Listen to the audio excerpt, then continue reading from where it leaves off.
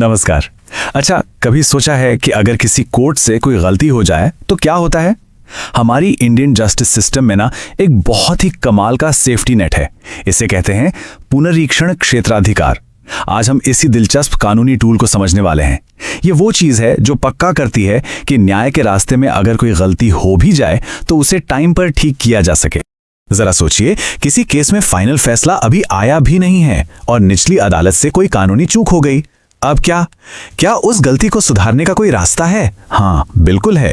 और बस यही वो प्रॉब्लम है जिसे सॉल्व करने के लिए ये पूरा कॉन्सेप्ट मतलब पुनरीक्षण क्षेत्राधिकार बनाया गया है।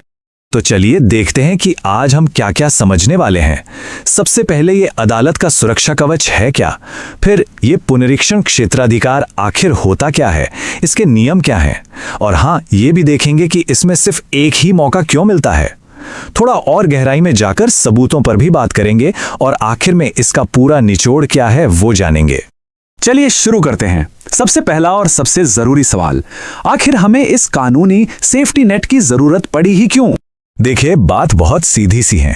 कोई भी सिस्टम मतलब कोई भी एकदम परफेक्ट तो नहीं होता। कभी कभी ऐसा हो सकता है कि निचली अदालतें अपने आदेश में कानून की कोई गलती कर दें।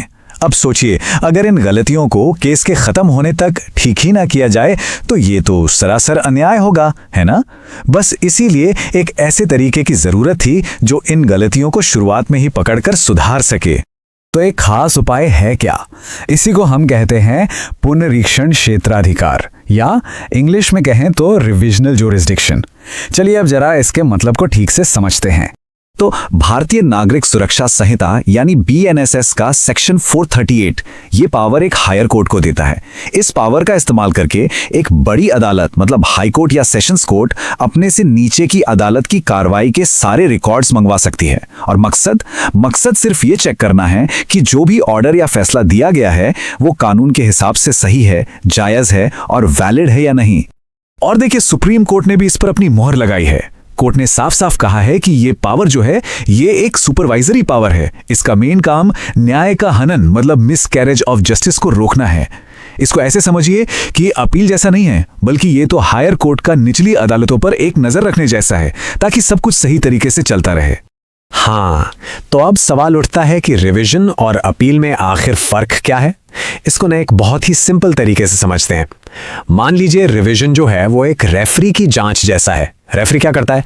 वो पूरा मैच दोबारा नहीं खेलता, वो बस ये देखता है कि भाई कोई बड़ा फाउल या नियम तो नहीं टूटा।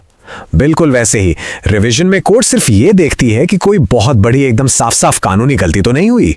दूसरी तरफ अपील तो एक रीमैच की तरह है जहां पूरे केस को सारे सबूतों और फैक्ट्स को फिर से देखा जाता है और फैसला बदला भी जा सकता है।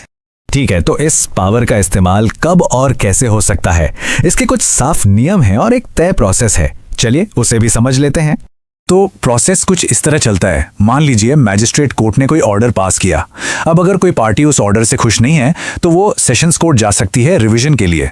और हाँ, हाई कोर्ट के पास भी ये पावर है। तो मैजिस्ट्रेट के ऑर्डर के खिलाफ सेशंस कोर्ट या फिर हाई कोर्ट दोनों जगह जाया जा सकता है।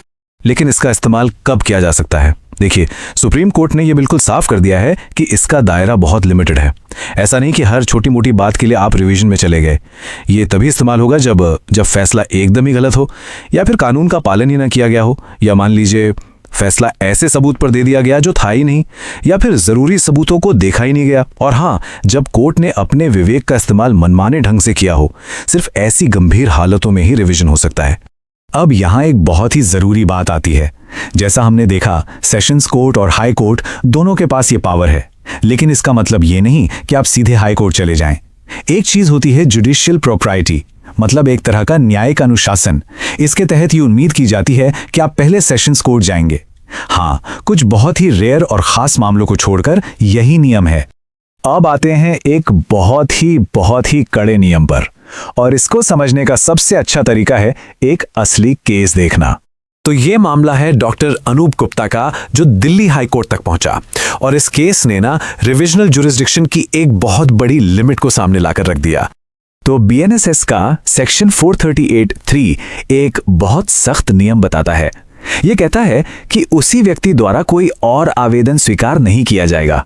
मतलब साफ है, अगर किसी ने एक बार रिवीजन फाइल कर दिया, चाहे सेशंस कोर्ट में या हाई कोर्ट में, तो बस उसी इंसान को उसी मामले में दोबारा रिवीजन फाइल करने का मौका नहीं मिलेगा।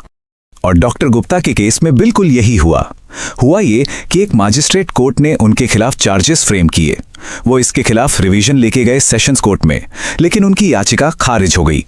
फिर क्या, वो दूसरी रिवीजन याचिका लेकर पहुंच गए हाई कोर्ट, और नतीजा, हाई कोर्ट ने उनकी पिटीशन को सुनवाई के लायक नहीं कहकर खारिज कर दिया। मतलब one byte at the Apple वाला नियम सख्ती से लागू किया। और ये नियम जरूरी भी है ताकि कानूनी प्रक्रिया का कोई अंतहीन दुरुपयोग ना कर सके। तो ये तो साफ हो गया कि दूसरा मौका नहीं है, लेकिन सवाल ये है कि उस पहले मौके में भी कोर्ट कितनी गहराई तक मामले को देखती है, खासकर तब जब बात सबूतों की हो। चलिए इस चीज को समझने के लिए एक और थोड़ा कॉम्प्लेक्स केस देखते हैं। मेधा पाटकर बनाम वीके सक्सेना का ये केस हमें दिखाता है कि रिवीजन में कोर्ट्स सबूतों से जुड़े मामलों से कैसे निपटती हैं, और ये भी कि उनके दखल देने की जो सीमा है वो कितनी ऊंची है। तो इस केस में याचिकाकर्ता के तर्क क्या थे? उनका कहना था कि जो इलेक्ट्रॉनिक सबूत पेश किए गए उन्हें कानूनी तौर पर सर्टिफाई किए बिना ही मान लिया गया। दूसरा, कि कोर्ट ने एक ऐसी याचिका से एडमिशन उठा लिया जिसे वापस ले लिया गया था, जो कि गलत है। और कुल मिलाकर उनका कहना था कि सजा अपर्याप्त सबूतों पर दी गई और ये बियॉन्ड रीजनेबल डाउट वाले टेस्ट पर खरी नहीं उतरती। अब देखते हैं कोर्ट ने क्या पाया।